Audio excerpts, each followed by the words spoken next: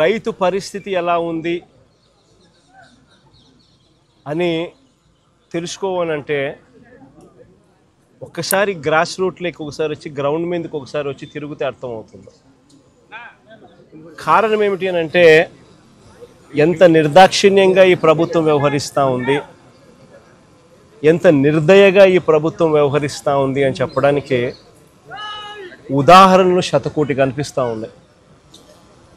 నిజంగా ఈ మోంతా అనే ఈ తుఫాను దాదాపుగా 25 జిల్లాలపై ఈ తుఫాను ప్రభావం పడింది. గోదావరి నుంచి గోదావరి పై నుంచి శ్రీకాకుళం దాకా దాని ఇంపాక్ట్, ఇటువైపున చూస్తే కర్నూలు దాకా కూడా ఈ మోంతా తుఫాన్ ఇంపాక్ట్ కనిపించింది. దాదాపుగా ఈ 25 జిల్లాలలో రాష్ట్ర వ్యాప్తంగా దాదాపుగా 15 లక్షల ఎకరాలలో పంట నష్టం జరిగింది. నిజంగా ఎప్పుడు ఊహించని విధంగా ఈ తుఫాను వల్ల పంటలు నష్టపోయిన పరిస్థితులు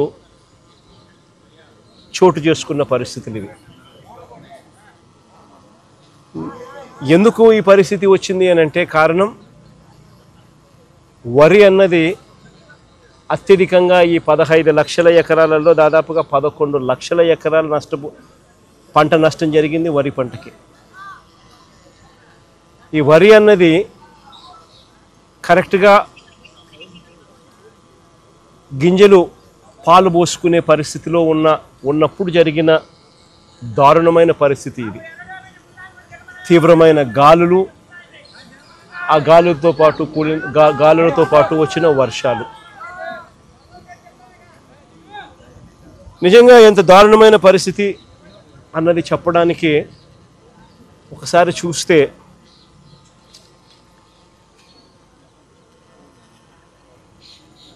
పత్తి, మొక్కజొన్న, అరటి, బొప్పాయి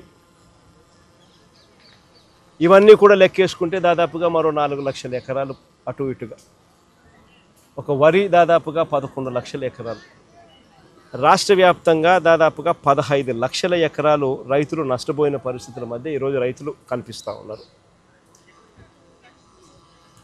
నిజంగా చంద్రబాబు నాయుడు గారి పాలనలో పరిస్థితి ఎలా ఉంది అని చెప్పి చూస్తే ఈ 18 నెలలు చంద్రబాబు నాయుడు గారు పరిపాలన చేసిన ఈ 18 నెలల్లో దాదాపుగా 16 సార్లు అది సైక్లోన్స్ కానివ్వచ్చు, డిప్రెషన్ కానివ్వచ్చు, కరువు కానివ్వచ్చు, లేదా అల్పపీడనాలు, లేదా అకాల వర్షాలు ఇలా ఏ సందర్భం అయితేనేమి దాదాపుగా 16 సార్లు రైతులు ఇబ్బంది పడిన పరిస్థితులు ఈ 18 నెలల కాలంలో చంద్రబాబు నాయుడు హయాంలో జరిగాయి.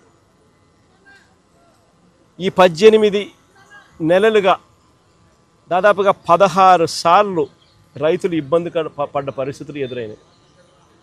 నేను అక్కడే అడుగుతా ఉన్నా, ఈ 18 నెలలుగా కనీసం ఏ రైతుకైనా ఒక్కసారైనా ఇన్పుట్ సబ్సిడీ అన్నా ఇచ్చారా అని అడుగుతా. కనీసం ఏ రైతుకన్నా ఒక్కసారైనా కూడా కనీసం ఇన్సూరెన్స్ డబ్బన్నా కనీసం ఏ రైతైనా చూశాడా అని అడుగుతా ఉన్నా. కనీసం ఏ రైతుకైనా కూడా పెట్టుబడికి సహాయంగా 20,000 ఇస్తామన్నారు, అన్నదాత సుఖీభవ అని ఒక పేరు పెట్టారు, 2 ఏళ్ళకి కలిపి 40,000 ఇచ్చింది ఎంత అని చూస్తే అరకొరగా 5,000. అంటే పూర్తిగా రైతును వెన్ను విడిచారు. 40,000 ఇవ్వాల్సిన చోట 5,000 ఇచ్చారు పెట్టుబడి సహాయం కింద, 2 ఏళ్ళకి కలిపి 20,000. ఇన్పుట్ సబ్సిడీ రూపాయి రాల, ఇన్ని కలామిటీస్ జరిగిన, ఇన్ని ఇబ్బందులు పడినా చివరికి ఉచిత పంటల బీమా ద్వారా రైతులకు ఉచితంగా ఇన్సూరెన్స్ అనేది వైఎస్ఆర్సీపీ ప్రభుత్వ హయాంలో ఏ రైతు ఇబ్బంది పడుకోకుండా, ఏ రైతుకు ఏ కష్టం వచ్చినా కూడా వెంటనే ఆ రైతుకు ఉచిత పంటల బీమా ద్వారా ఇన్సూరెన్స్ సొమ్ము వచ్చేది. అలాంటిది దాదాపుగా చెప్తా ఉన్నారు కథలు. 3.5 ఎకరాలు ఉంటే దాదాపుగా 70,000, 66,000 ఇన్సూరెన్స్ డబ్బులు అందుకున్న గతంలో అందుకున్న పరిస్థితులు చెప్పుకుంటా ఉన్నారు, రైతులు గుర్తు చేసుకుంటా ఉన్నారు. అది కూడా ఈ పొద్దు రైతులకు రాకుండా పోయింది. చివరికి ఎరువులు కూడా బ్లాక్లో రైతులు కొనుక్కోవాల్సిన అధ్వానమైన పరిస్థితిలోకి ఈరోజు రైతు వెళ్ళిపోయాడు. 263 రూపాయలకు దొరకాల్సిన ఎరువు యూరియా ఏకంగా 500 రూపాయలకు 600 రూపాయలు అన్నైతే 600 రూపాయలకు కూడా కొనుక్కున్నాడు అవసరాన్ని బట్టి. బ్లాక్లో విచ్చలవిడిగా అమ్ముతా ఉన్నారు. పంట అమ్ముదాము అని చెప్పి చూస్తే ఇన్ని నష్టాలకు ఊడ్చి రైతు కష్టపడి పంట పండిస్తే పంట అమ్మాలని చూస్తే ఆ పంట గిట్టుబాటు ధరలు రాని పరిస్థితి. ఎంఎస్పి చూస్తే 1750, రైతు చేతికి వస్తుంది ఎంత అంటే కేవలం 1350 రూపాయలు.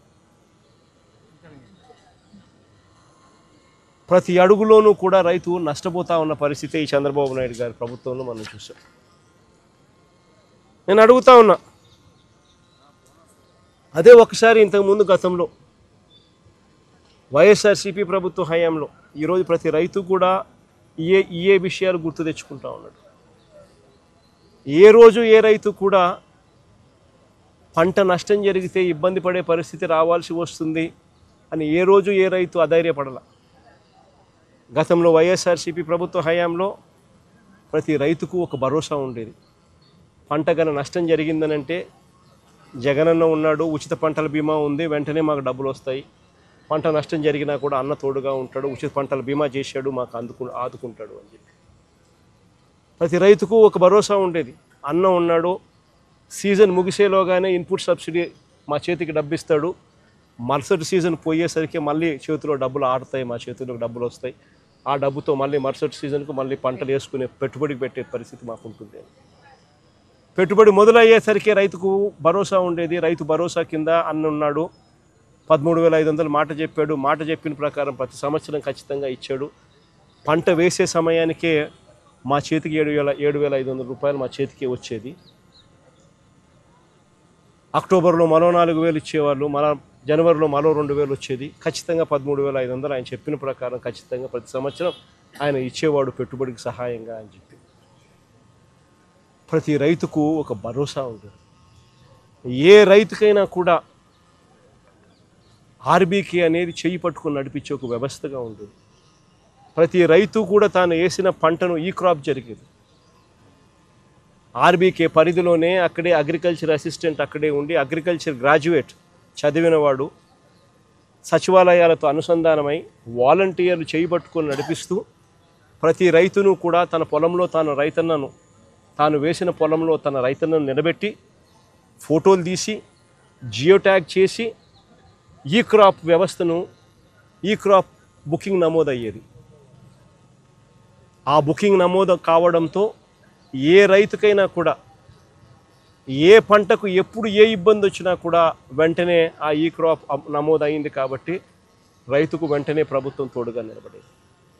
ఆ ఆర్బీకే పరిధిలో ఏ రైతుకన్నా కూడా గిట్టుబాటు ధర రాని పరిస్థితి ఉన్నప్పుడు ఆ ఆర్బీకేలోనే పంటలు ఈ రేట్లకు కొనుగోలు చేస్తాము, ఈ రేటు కన్నా తక్కువ పడిపోతే ప్రభుత్వం ఇంటర్వ్యూన్ అవుతుంది, వెంటనే రైతుకు తోడుగా నిలబడుతుంది అని ఒక భరోసా ఇస్తూ ఒక మార్కెట్ ఒక మినిమం రేట్లు, గిట్టుబాటు రేట్లు, ఎంఎస్పీ మినిమం రేట్లు, ఆర్బీకే రేట్లు పెట్టుండేవారు గత వైఎస్ఆర్సీపీ ప్రభుత్వంలో. ఎక్కడ పంట రేటు తగ్గిపోయినా కూడా వెంటనే ఆ ఆర్బీకే పరిధిలో వెంటనే అక్కడి నుంచి అలర్ట్, అగ్రికల్చరల్ గ్రాడ్యుయేట్ అక్కడ వెంటనే అలర్ట్ ఇచ్చేవాడు. వెంటనే జాయింట్ కలెక్టర్ ఎవరైతే జాయింట్ మేనేజింగ్ డైరెక్టర్గా కూడా తనను మార్క్ఫెడ్కు జాయింట్ మేనేజింగ్ డైరెక్టర్గా కూడా తన హోదా ఇచ్చి ఇటువంటి పరిస్థితుల్లో ఇంటర్వ్యూన్ అయ్యే బాధ్యత ఏదైతే పెట్టామో వెంటనే చేసి ఇంటర్వ్యూన్ అయ్యేవాడు. ఆ ఆర్బీకే పరిధిలో పంటలు కొనుగోలు చేసి మార్కెట్లో కాంపిటీషన్ క్రియేట్ చేసి రైతుకు తోడుగా నిలబడేవాడు. సీఎం యాప్ అని continuous monitoring of agricultural price and produce అని ఒక యాప్ ఆర్బీకే అసిస్టెంట్ చేతిలోనూ ఆర్బీకేలో ప్రతి రైతుకు బాసటగా ఉండేది. ఏ పంట రేటు తగ్గినా కూడా వెంటనే ప్రభుత్వం ఇంటర్వ్యూన్ అయ్యి తోడుగా రైతుకు ఉండేది. ఇవన్నీ గతంలో దాదాపుగా 7,800 కోట్ల రూపాయలు ఖర్చు చేసిన వైఎస్ఆర్సీపీ ప్రభుత్వ హయాంలో 7,800 కోట్ల రూపాయలు ఖర్చు చేసి రైతులకు ఏ పంటకైనా కూడా గిట్టుబాటు ధర రాని పరిస్థితి ఉంటే వెంటనే పంటలు కొనుగోలు చేసే దానికోసం ఆ 5 సంవత్సరాలలో వైఎస్ఆర్సీపీ ప్రభుత్వం 3,000 కోట్ల రూపాయలతో ధరల స్థిరీకరణ నిధి కేటాయించి ఏకంగా 5 సంవత్సరాలలో 7,800 కోట్లు ఖర్చు చేసి రైతుకు ప్రతి పంటకు భరోసాగా కొనుగోలు చేసే కార్యక్రమం జరిగింది.